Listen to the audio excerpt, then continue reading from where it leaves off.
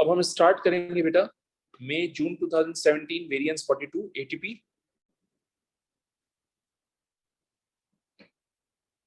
A student adds a known mass of magnesium ribbon to 100 cm cube of dilute hydrochloric acid. In the apparatus shown, hydrogen gas is evolved. Give a test and observation to identify hydrogen gas. Burning a splinter burns with a pop sound.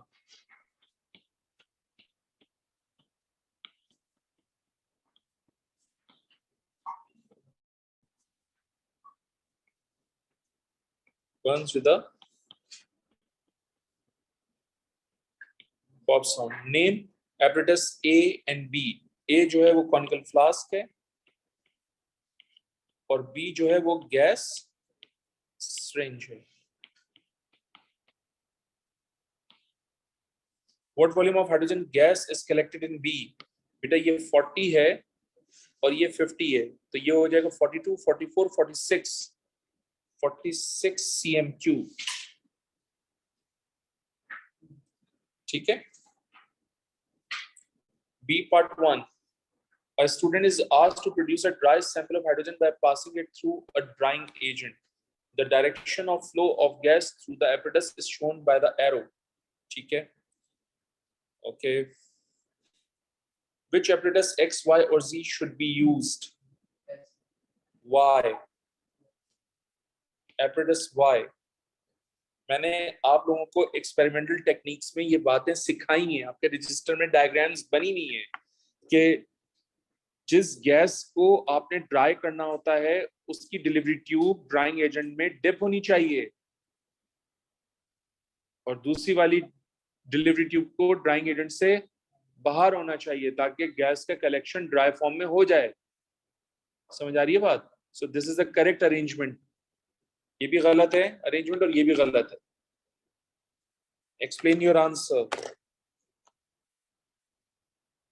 तो आप लिखेंगे the gas must pass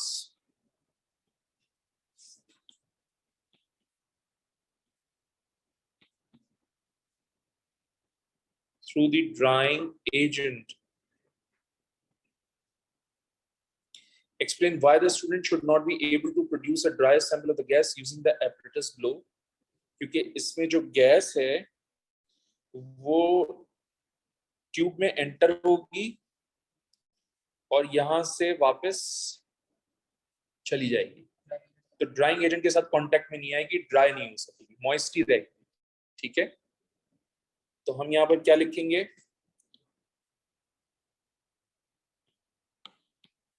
The gas won't contact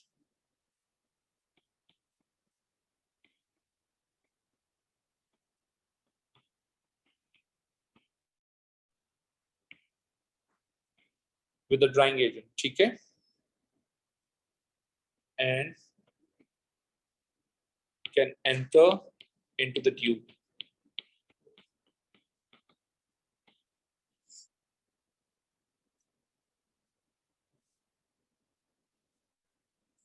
A student separates propanoic acid and butanoic acid using the apparatus below. बेटा इसका boiling point है 141, इसका boiling point है 164. ठीक है. इलेक्ट्रिक हीटर लगाया हुआ है हमने यहाँ पर. Explain why the receiver flask must be left open. तो भाई किसी भी एक्सप्लोजन से बचने के लिए प्रेशर जो बिल्डअप होता है उसको न्यूट्रलाइज करने के लिए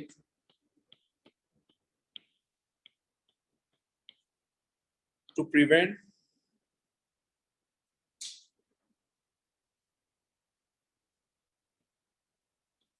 building up the pressure.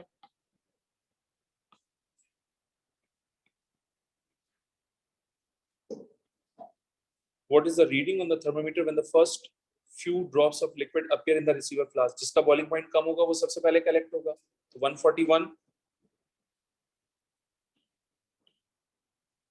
Name this liquid.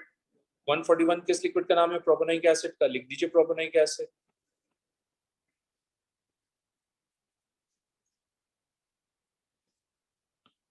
How does the student know when all of the liquid has distilled over? जाहिर सी बात है 141 जब तक प्रोपेनोइक एसिड कलेक्ट होगा 141 टेम्परेचर नजर आएगा। जब प्रोपेनोइक एसिड के बजाय ब्यूटेनोइक एसिड आकर कलेक्ट होना शुरू होगा तो टेम्परेचर राइज होना शुरू हो जाएगा। So temperature begin to rise.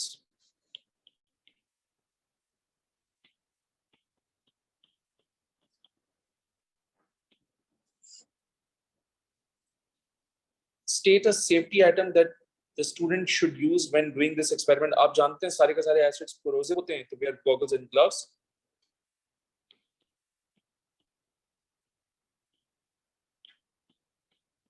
goggles and gloves, ठीक है। इसके बाद है आपके पास copper two sulphate contain water of crystallization, important है बेटा ये, which may be removed by heating। You are to plan an experiment to find the percentage by mass of water copper to sulfate crystal। You should describe or draw the diagram of the apparatus that may be used to remove the water। Suggest all the weighing that should be done। Show how they may be used to calculate the percentage by mass of water। Okay, काफी lengthy है scenario। Water of crystallization remove करने के लिए हम क्या करेंगे, hydrated crystals को evaporating basin में लेंगे, उसको हीट करेंगे till constant mass is observe. यही एक्सपेरिमेंट को हम रिपीट करेंगे मल्टीपल टाइम्स। वैल्यूज कलेक्ट होने के बाद मैं mass of loss water determine कर लूंगा, और जब मुझे मास ऑफ लॉस वाटर मिल जाएगा तो मैं उसके through percentage by mass of water calculate कर लूंगा। सही है, this one is the most easiest one. चलें लिखते हैं, डायग्राम को तो नहीं लेकिन हम लिख पूरा देते हैं। सबसे पहला point, measure the mass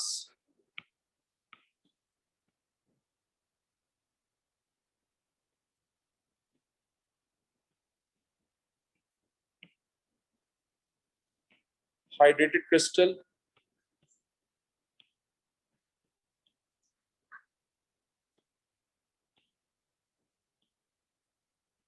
before heating। फिर इसके बाद क्या करेंगे, transfer this crystal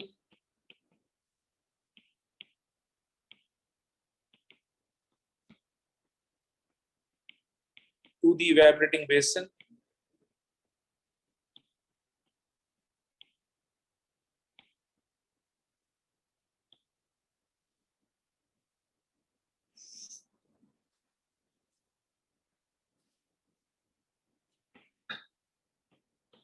Heat the hydrated crystals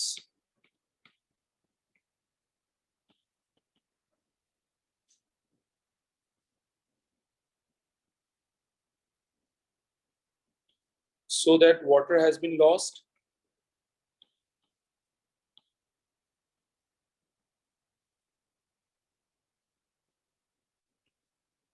ठीक है,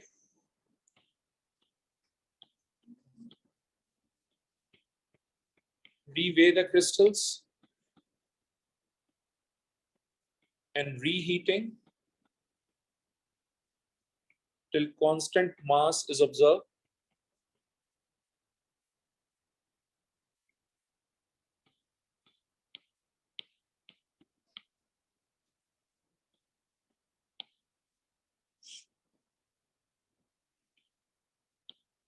This will give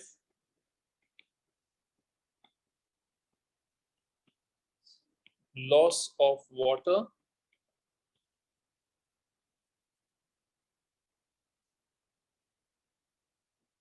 percentage calculate करने के लिए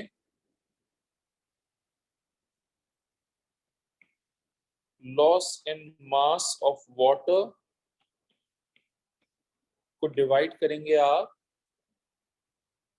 मास ऑफ क्रिस्टल्स जो कि इनिशियली आपने लिए थे, वे किए थे, इनटू 100 से, तो percentage by mass of crystal आ जाएगा आपके पास।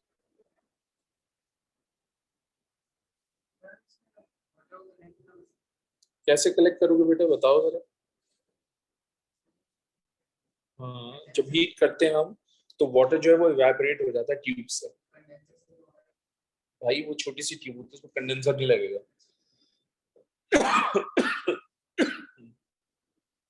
Sorry guys. The formula for copper to sulfate crystal, where Y is the number of moles of water crystallization in 1 mole of crystal. A student does an experiment and finds that Y to 4. The correct value for Y here in the sample is 5. Suggest an error in her experiment that would result in this difference. Explain how this error would lead to the lower value of Y and suggest how the experiment could be improved to result in a correct value for Y. You can assume that all her weighings were read and recorded correctly, that her calculation was correct. तो पहली तो reason ये हो सकती है कि भाई सारे का सारा वाटर जो है रिमूव ना हो, हीटिंग प्रॉपर तरीके से नहीं हुई है, वाटर का रिमूवल सही तरह से ना हो, heating shouldn't be done properly,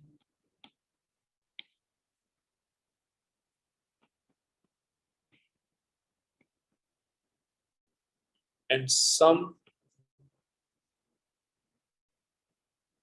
mass of water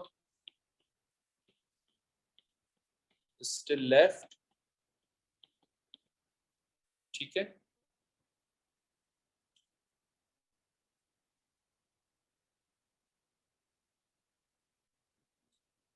दूसरा आप ये भी कह सकते हैं हीटिंग जो है वो सही तरह से नहीं की हो।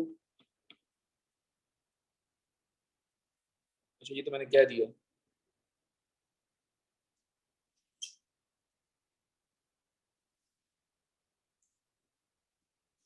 दूसरा आप ये भी तो कह सकते हैं कि भाई अगर मुझे एक्यूरेट मास लेना है तो हीट एंड रीवे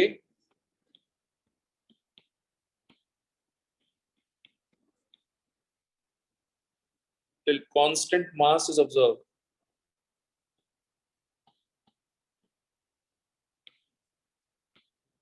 तो आप हीट करते हैं, रीवे करते हैं, हीट करते हैं, रीवे करते हैं until a constant mass is observed.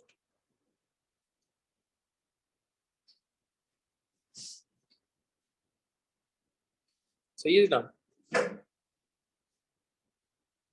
Next,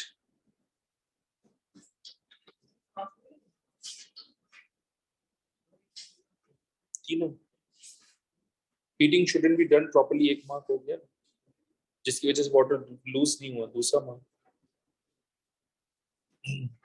a student is asked to determine the percentage purity of a sample of impure magnesium carbonate. The sample is added to a previously weighed container, which is then reweighed. Mass of container plus impure magnesium carbonate and mass of container दोनों को subtract करेंगे बेटा, तो आपके पास 8.20 minus 6.98, it's going to be how much? 1.22. ऐसा ही है। The sample is placed in a beaker. 50 cm³ of 1 mole per dm³ of hydrochloric acid and excess is added. The mixture is allowed to react. Carbon dioxide is produced. What is observed in the flask as the reaction takes place? Effervescence. Carbon dioxide gas release होती है तो effervescence release होगी।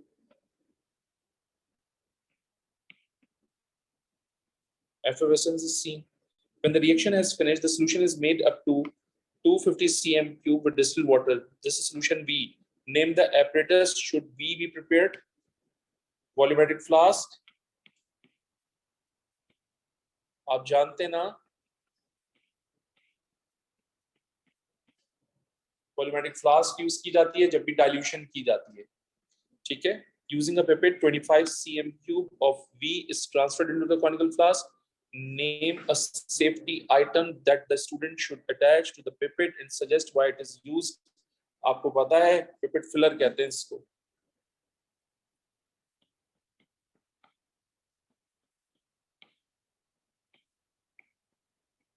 ठीक है, और हम इसको क्यों यूज करते हैं? क्योंकि यूजुअली हम सक करते हैं सॉल्यूशन को हासिल करने के लिए, राइट?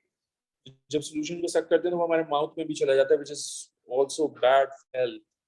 सो हम लिख सकते हैं to prevent liquid entering in the mouth,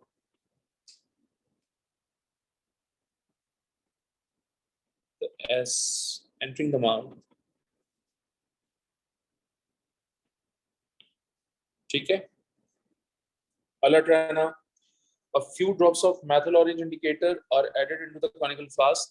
0.1 mole per dm sodium hydroxide is added to the solution from the burette. तो burette में NaOH है, तो इसका मतलब conical flask का कलर क्या होगा? रेड. और जब burette से आप alkali ऐड करोगे तो कलर क्या हो जाएगा? येलो.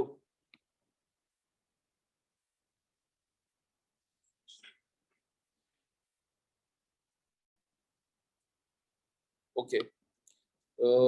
इनिशियल और final burette readings note down कर लेते हैं. इनिशियल है मेरे पास 0.0, फिर है मेरे पास 17.6, अगर मैं गलती पे नहीं हूं तो चेक कर लीजिएगा. फिर है मेरे पास 4.8, ऐसा ही है.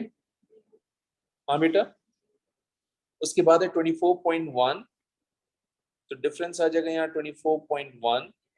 फिर आपके पास 41.1, तो डिफरेंस कितना आएगा? 23.5. अच्छा, थर्ड की 1 2 3 4 5 28.5, डिफरेंस बताइए.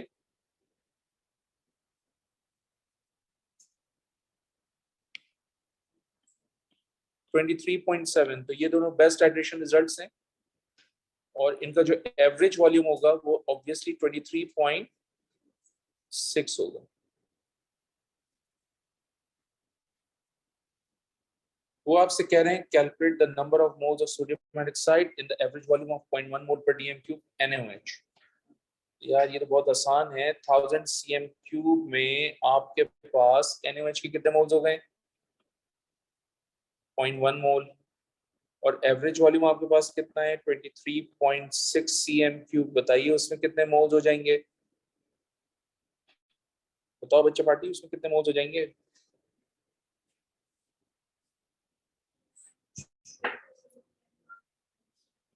2.36 into 10 to the power minus 3 moles. ठीक है. Using your equation and your answer to F, reduce the number of moles of hydrochloric acid. जाहिर सी बात है दोनों में 1:1 का रेशियो है. जितने मोल्स यहाँ पर आपने NaOH की कैलकुलेट किए हैं, एग्जैक्टली वही मोल्स किसके हो जाएंगे? एसिड की भी हो जाएंगे. तो ये हो जाएगा 2.36 into 10 to the power minus 3 moles in 25 cm cube. ये याद रखना, क्योंकि उसने यहाँ पर 25 cm क्यूब वी का है. ठीक है.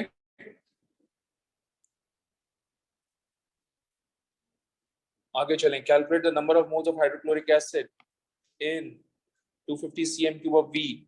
तो ये हो जाएगा 25 cm क्यूब में कितने हैं? 2.36 into 10 to the power minus 3.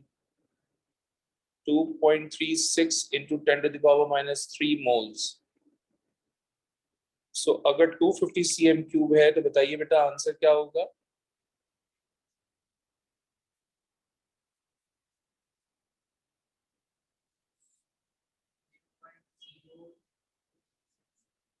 (0.0236 moles.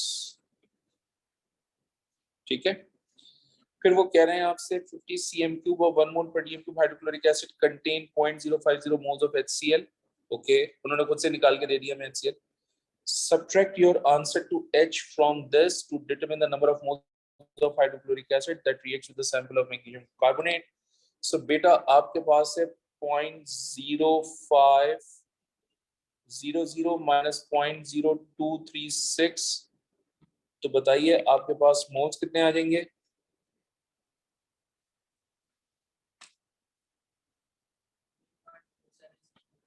0.27, 0.4764.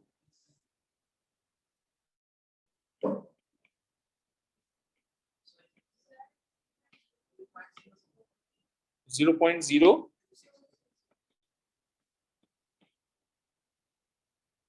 ये जगह 0.0264. उसके बाद वो कह रहे थे equation for the reaction between magnesium carbonate and hydrochloric acid is shown using your equation and your answer to 1. देखिए उन्होंने कहा है इक्वेशन को यूज करो और पार्ट आई को यूज करो. Reduce the number of moles of magnesium carbonate in the sample. आप जानते हैं ये 1 मोल है, आप जानते हैं ये 2 मोल है.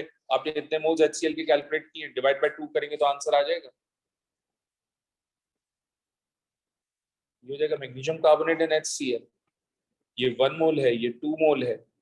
अगर आपके पास 0.0264 है तो बताइए मोल्स ऑफ मैग्नीशियम कार्बोनेट कितने होंगे बेटा?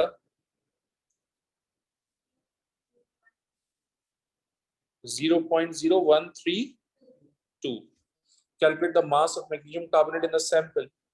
बेटा mass of magnesium carbonate calculate करने के लिए मेरे पास मोल्स होने चाहिए which is 0.0132। MR क्वेश्चन के अंदर एग्जामिनर ने खुद से दिया हुआ है 84। बताइए मास कितना आएगा?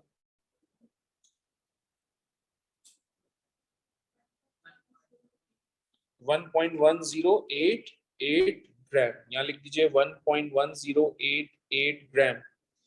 फिर वो कह रहे हैं use your answer to A and K1 to calculate the percentage purity. तो भाई परसेंटेज प्योरिटी कैलकुलेट करने के लिए मास ऑफ प्योर हासिल होगा which is 1.1088 over mass of impure. और इम्प्योर मास आपने कितना निकाला था? 1.22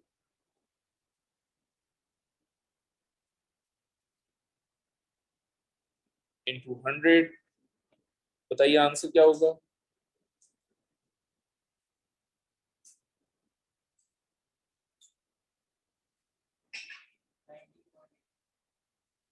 90.88 या आ जाएगा 90.88%। जी बेटा वो कोई इशू नहीं है, 90.88 इनफ है। ठीक है,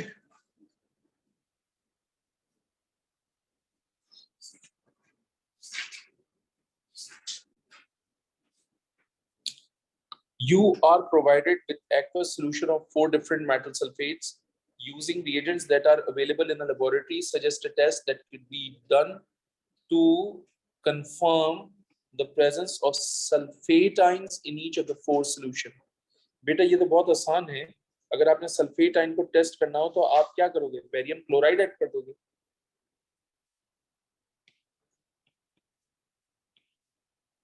Add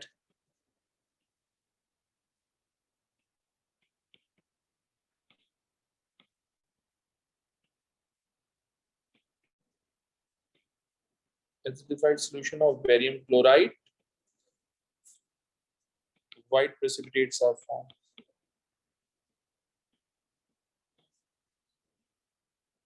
Acidify करते हैं हमेशा। In order to identify the cation present in each solution, a small volume of aqueous sodium hydroxide, alert रहना, small volume of aqueous NaOH use कर रहा हूं मैं। 1 cm cube of each solution in the test tube लिया हुआ है मैंने, followed by excess NaOH ले रहा हूं। तो 1 cm cube of sample लिया हुआ है, few drops of NaOH, फिर excess amount of NaOH। Complete the table by deducing the cation present in each solution. Red brown precipitates insoluble in excess, Fe3 plus ions. Light blue precipitates insoluble in excess, copper 2 ions. Green precipitates insoluble in excess, Fe2 plus ions. अगर ये chromium होता तो green solution बनता। Green precipitate soluble in excess, क्या होगा? Chromium 3 plus ions.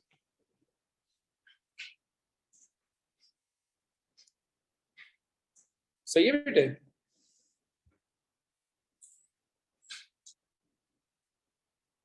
Part 2. A small volume of aqueous ammonia is added to 1 cm cube of each solution in a test tube, followed by excess of this reagent. Record in the table the observation which corresponds in the presence of each to cation addition of small amount of aqueous ammonia. तो बेटा आप यहाँ पर क्या लिखेंगे? Green precipitates.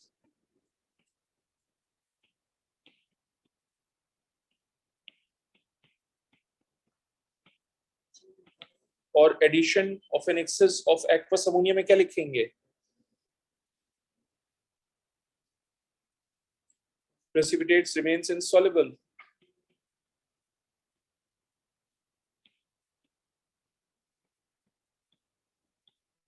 ठीक है, Fe2 plus में क्या लिखेंगे? Green precipitates remains insoluble.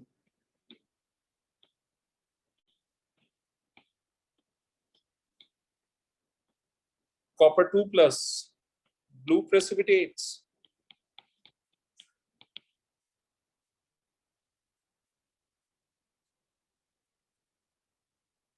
Blue precipitates dissolve, giving a dark blue solution. Giving a dark blue solution. Fe3 plus ions. Red brown precipitates होते हैं. Precipitates remains insoluble.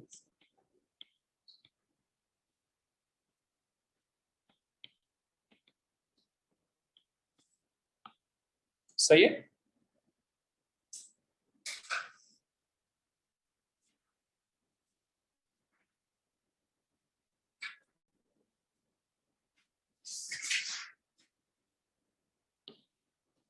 A student prepare a sample of sodium sulfate crystal using a titration method.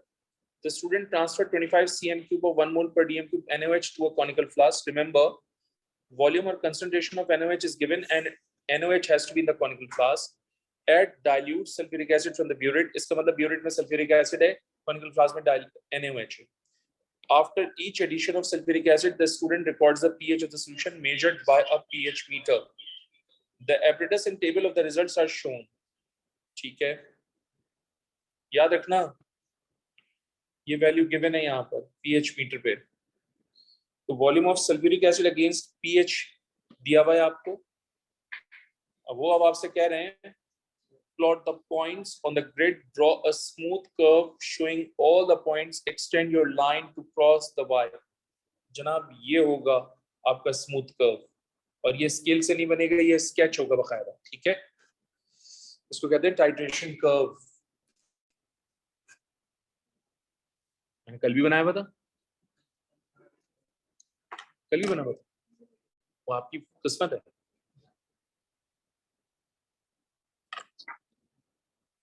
Okay, आगे चलते हैं.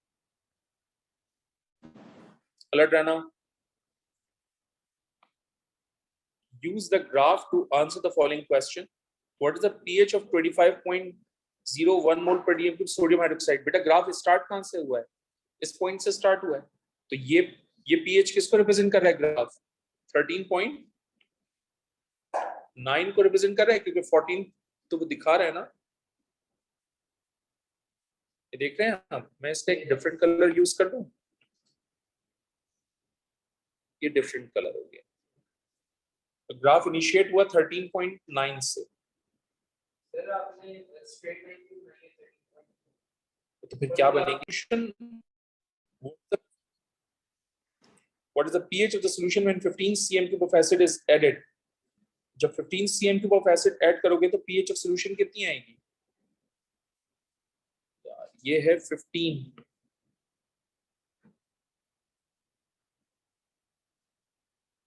जी pH कितनी आ रही है? 13 आ रही है. ऐसा ही है.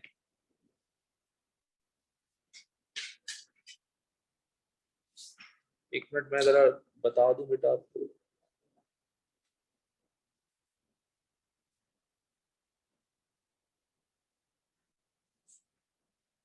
सही है, 13 आ रही है.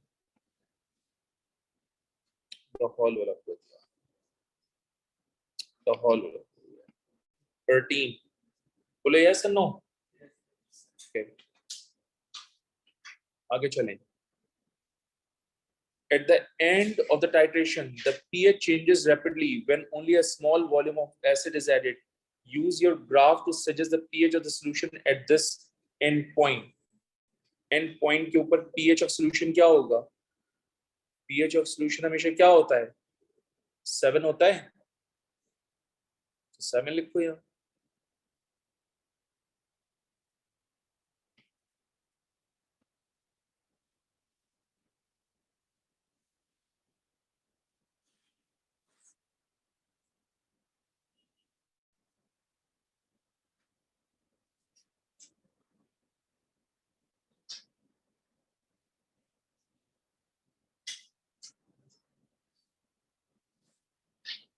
एक मिनट दे दीजिएगा जरा मुझे. मैं आपको एक छोटी सी वर्किंग करके दे रहा हूँ, होपफुली कि वो वर्किंग अगर सही हो गई, होपफुली अगर वो वर्किंग सही हो गई तो आपको बात समझ में आएगी। पीएच ऑफ एंड पॉइंट निकालने के लिए हम क्या करते हैं, हम एक लाइन ड्रॉ कर देते हैं इस स्केच के साथ साथ। अब ये ना टेढ़ी बन रही है, टेंजेंट समझ लो, सही है? नहीं अभी भी सही नहीं बन रहा, इट मेक सेंस, ठीक है। तो इस टेंजेंट का जो मिड पॉइंट है ना, वो आपको पीएच एंड पॉइंट दे रहा है। दिस इज योर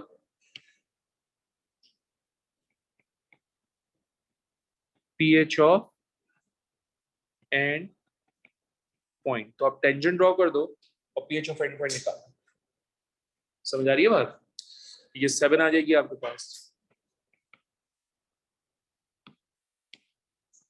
आप ये भी कर सकते हैं, ये भी एक तरीका है काम करने का, वर्किंग करने का। आगे चलें। Using your answer to 1 in your graph, what volume of acid is required to neutralize 25 cm3?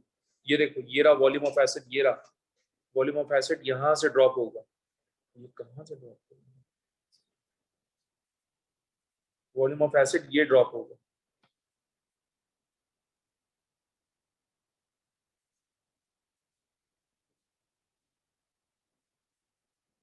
ये ना, ये आएगा, ये वॉल्यूम ऑफ एसिड है। और ये वॉल्यूम ऑफ एसिड कितना आ रहा है आपके पास, चेक करके बताइए।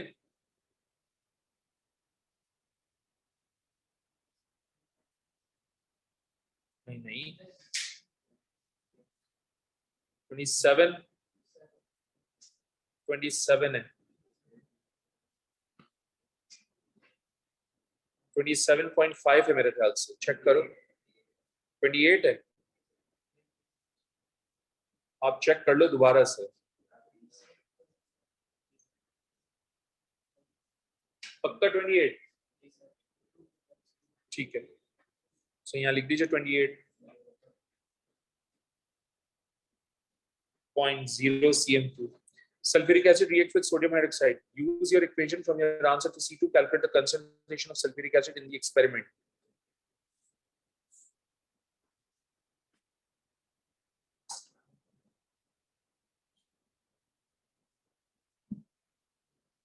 गाइस सबसे पहले मैं मोल्स ऑफ NaOH कैलकुलेट करूंगा। 25 को मल्टीप्लाई कर देता हूँ 0.1 से, डिवाइड कर देता हूँ 1000 से। बताइए मोल्स कितने आ रहे हैं, जल्दी बताइए।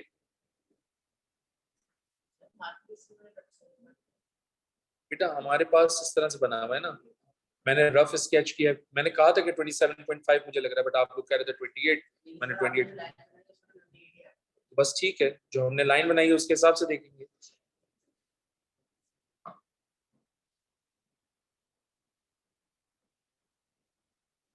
अबे भाई बताओ, मोल्स ऑफ NaOH कितना है?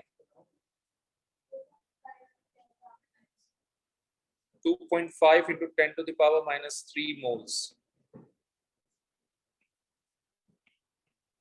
NaOH और H2SO4 में रेशियो 1:2 का है। ये 1 मोल है, ये 2 मोल है। अगर आपने 2.5 into 10 to the power minus 3 moles calculate किया तो बताइए मोल्स ऑफ H2SO4 कितने हो जाएंगे? 1.25 into 10 to the power minus 3 moles. मुझे को कंसंट्रेशन कैलकुलेट करने के लिए कह रहे हैं, बट याद रखिएगा ये जो मोल्स आए हैं ये 28.0 cm3 में थे, राइट?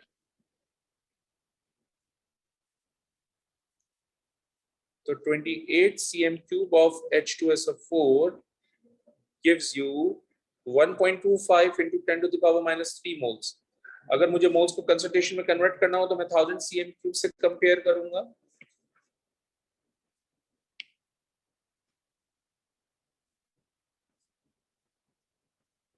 जी बेटा, व्हाट्स द आंसर? 446 मोल पर dm3। ये मेरी कंसंट्रेशन आ गई, हो जाएगा 0.0446। सही। Describe how a student make pure dry crystals from aqueous sodium sulfate. जी जनाब, सबसे पहले क्या करेंगे? Heat the solution of aqueous sodium sulfate. Heat करने के बाद हम बेटा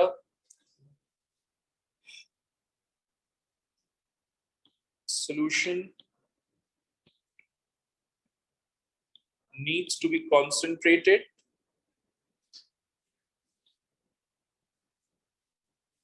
or saturated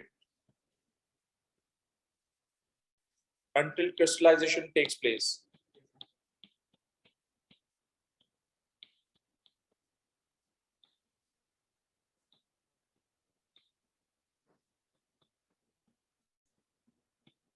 ठीक है, ट्राई करूंगा क्रिस्टल्स को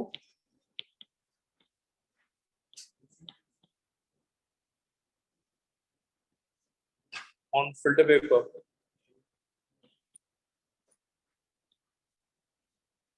ठीक है बेटा, ये पेपर भी कंप्लीट हो गया, लेकिन एक चीज क्योंकि मुझे भी कहा है कि मार्किंग स्कीम में ये है, मुझे बताइए, ये देख रहे हैं आप?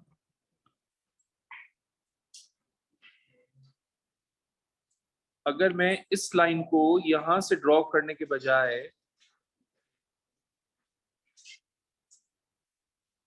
यहां से ड्रॉ करूं इस पॉइंट से, पीएच ऑफ एंड पॉइंट, बताओ कितना कितना वॉल्यूम आ रहा है?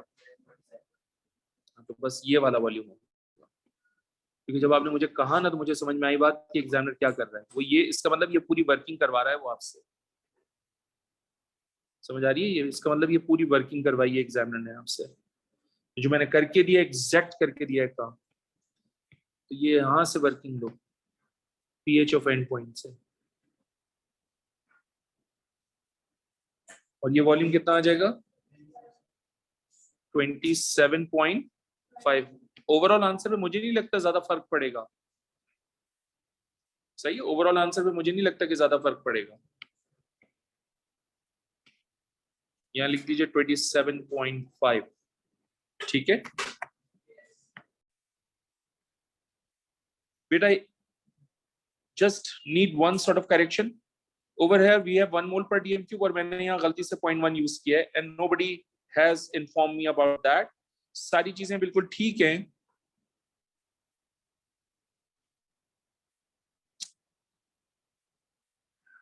आउच, ये रोक ले यार. Moles of NaOH equals to, volume कितना है? 25. कंसंट्रेशन कितनी है? 1.0 डिवाइडेड बाय 1000 करूंगा तो ये हो जाएगा, मैं खुद करूंगा बेटा, 25 इंटू 1 डिवाइड बाय 1000, ये हो जाएगा आपके पास 0.025.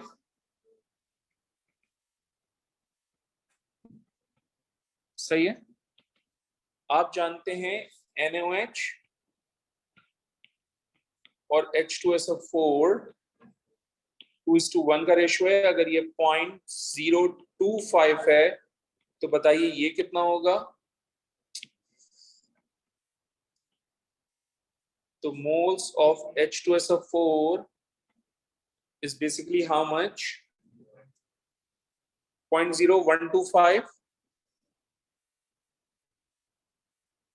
ये जो वॉल्यूम आपने निकाला था वो 27.5 cm³ है, उसमें 0.0125 मोल्स हैं. 1000 cm³ से कंपेयर कर लीजिए तो आपके पास कंसंट्रेशन आ जाएगी विच इज